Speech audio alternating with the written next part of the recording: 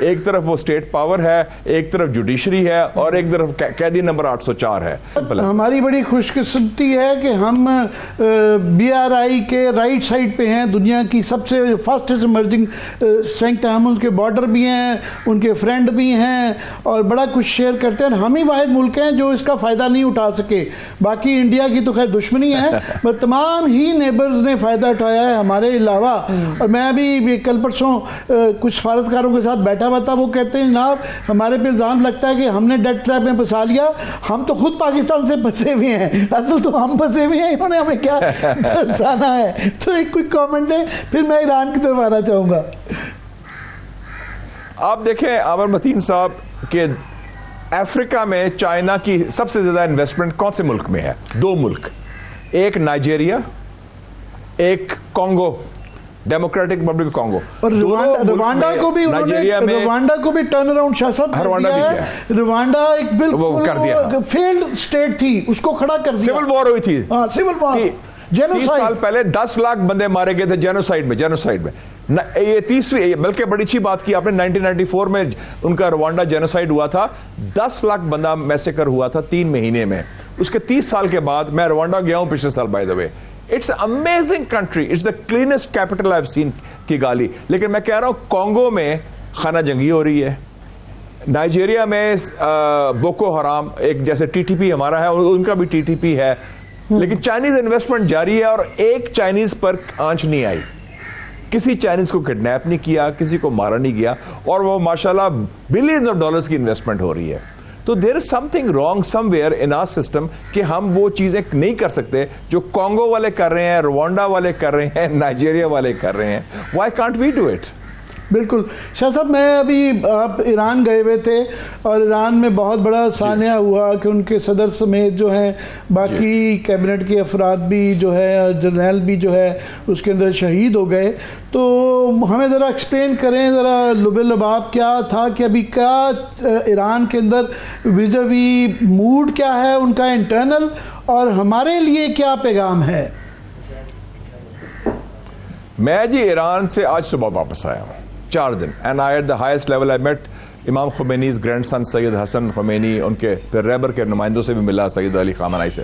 آپ یہ دیکھیں ایک سمپل بات, جس دن کریش ہوا ہے صدر رئیسی کا اور ان کے وزیر خارجہ کا حسین امیر عبدالعالیان, اسی شام ایکٹنگ پریزیڈنٹ اپوائنٹ ہو گیا, اور انہوں نے الیکشن ڈیٹ دے دی کہ جی اس تاریخ کو 28 جون کو نیا الیکشن ہوگا صدر کا, اور نامینیشن بھی فائل ہو گئی ہیں. تو آپ دیکھیں کہ کتنی ہم سسٹم کی بات کرتے ہیں, انسٹیٹیوشنز کی بات کرتے ہیں, ایران نے اپنا سسٹم کیسے بنا لیا. اسی دن انہوں نے بڑا افسوس کیا اور سارا دکھ میں تھے بڑے, لیکن انہوں نے کہا یہ ہماری ٹرانزیشن کمپلیٹ ہو جائے گی انڈر آر کانسٹیٹیوشن. دوسری بات میں نے دیکھی کہ ایران میں اس وقت ڈیجیٹائزیشن آف اکانومی کمال کی ہے. ہر ایک بندے کے پاس, وہ ہم کہتے ہیں نا کہ ڈاکیومنٹڈ نہیں اکانومی. ایران کو بلکہ میں ایک جگہ گیا تو میں نے کہا کہ وہ فقیر سا لگا مجھے بندہ, تو میں کہا میں پیسے تھوڑے سے دے دوں. اس کے پاس بھی مشین تھی, وہ کہتا ہے نہیں مجھے کارڈ, مجھے پیسہ نہ دو, کارڈ کے ضرور دو. آپ یہ دیکھیں کہ اتنا ایڈوانس سسٹم ہو گیا, ہر چیز وہ خود بنا رہے ہیں. انہوں نے جو ایران مال بنایا ہے وہ دبئی مال کے مقابلے میں ہے.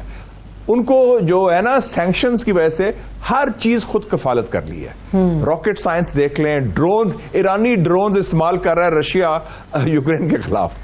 کتنے سوفسٹیکیٹڈ لیول کی ان کی ہے ٹیکنالوجی, اور ان کی اکانومی دیکھیں. اور میں دیکھا, اور خواتین کے بارے میں بات کرتے ہیں, بلکہ وہ جو افسوسناک واقعہ ہوا تھا 2 سال پہلے, بڑا زیادتی تھی وہ, لیکن اس کے بعد ایک ریئیکشن بھی ہوا ہے. خواتین پھر رہی ہیں کھلے ڈلے, کئیوں نے سر پر لگایا ہوا ہے حجاب, کئیوں نے نہیں بھی کیا ہوا, پکنک کر رہے ہیں, فیملیز جا رہے ہیں, اور بڑی نارمل لائف چل رہی تھی. اور مجھے تو حشاش بشاش لگے تھے, لوگ جا رہے تھے, آ رہے تھے, ریلیکس تھے. And they had lot of pride in Iran کہ جی ہم نے اپنا سٹینڈ لے رہے ہیں, ہم کھڑے ہو گئے ہیں. جو امام خمینی نے لیسن دیا تھا کہ میں نے پوچھا تھا امام خمینی سے when I went as a journalist, میں نے کہا آپ کی ریولوشن نے کیا اچیو کیا. ایز اے جرنلسٹ میں نے پوچھا, آپ کے آئسولیٹڈ ہیں, آپ کی جنگ ہو رہی ہے عراق سے, آپ امریکہ آپ کے خلاف ہے, آپ کے لوگوں میں مشکلات ہیں, شارٹیجز ہیں, کیا اچیو کیا. انہوں نے کہا look here, for the first time in Iran history, Iran کے تقدیر کے فیصلے ایرانی کرتے ہیں تہران کے اندر, نہ کہ واشنگٹن یا لنڈن.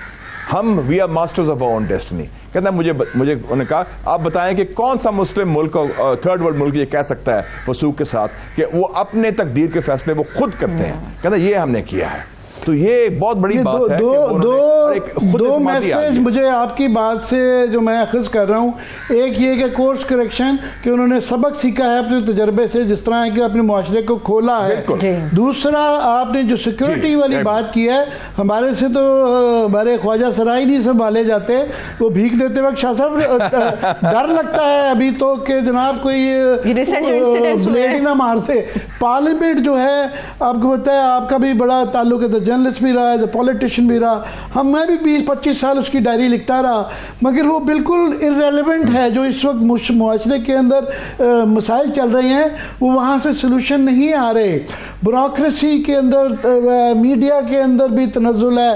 تو یہ ہمارے ہاں یہ جو آپ ایران کا اور چین کے حوالے سے جو دے رہے ہیں کہ بنیادی بات جو میں اخذ کر رہا ہوں کہ یہاں پہ اسٹیبلٹی وہ تو نظر نہیں آ رہی. میں کہہ رہا لوکل پہ بھی بات لے لیں نا, آپ سے ویوز لے لیں. جی یہ سب سے کروشل ایشو ہے. میں اسی لیے کہہ رہا ہوں دست شفا کے, کیونکہ جو ملک آگے بڑھتے ہیں وہ کم سے کم منیمم لیول پر کورس کریکشن چائنا نے بھی کی تھی. ڈینگ شاپنگ نے کیا کیا تھا, کلچرل ریولوشن 10 سال چلا, اتنا انتشار ہوا چائنا میں. انہوں نے کہا نہیں اب ہم سیٹل ہو گئے, let us move forward, change.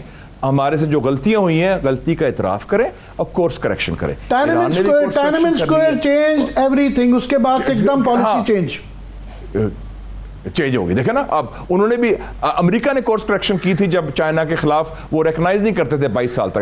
Nixon نے کہا نہیں میں کسنجر کو بھیجوں گا, میں تسلیم کرتا ہوں چائنا کو. تو ہر ملک جس نے آگے بڑھنا ہے, ایک طرف وہ اسٹیٹ پاور ہے, ایک طرف جوڈیشری ہے, اور ایک طرف قیدی نمبر 804 ہے. ایک طرف وہ اسٹیٹ پاور ہے, ایک طرف جوڈیشری ہے, اور ایک طرف قیدی نمبر 804 ہے. خانہ جنگی ہے کہ جی ہم نے چھوڑنا نہیں کسی کو. بھائی no one party is big enough or strong enough to destroy the other party.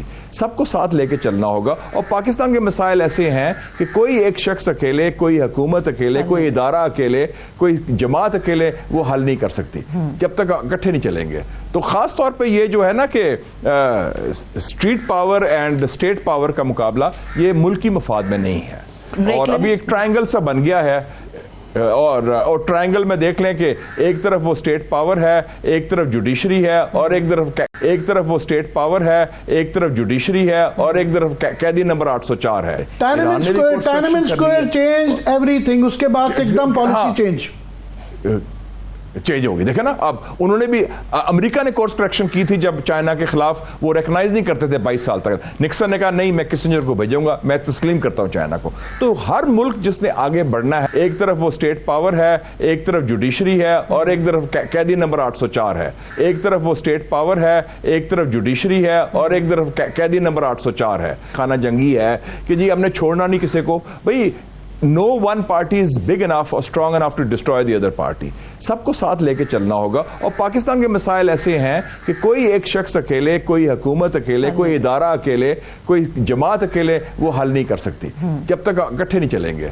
تو خاص طور پہ یہ جو ہے نا کہ street power and state power کا مقابلہ یہ ملکی مفاد میں نہیں ہے. اور ابھی ایک ٹرائنگل سا بن گیا ہے, اور ٹرائنگل میں دیکھ لیں کہ